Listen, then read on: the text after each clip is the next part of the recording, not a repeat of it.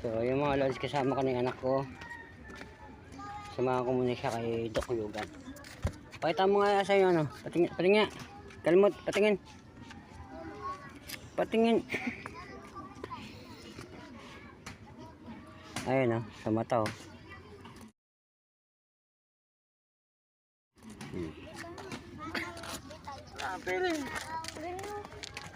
Kaya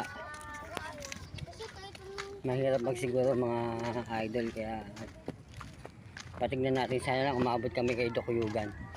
Kasi anong oras na? Alas 4 na pasado. Baka mamaya ay bigla magsara. So mamaya na lang lang isa. Update ko na kayo.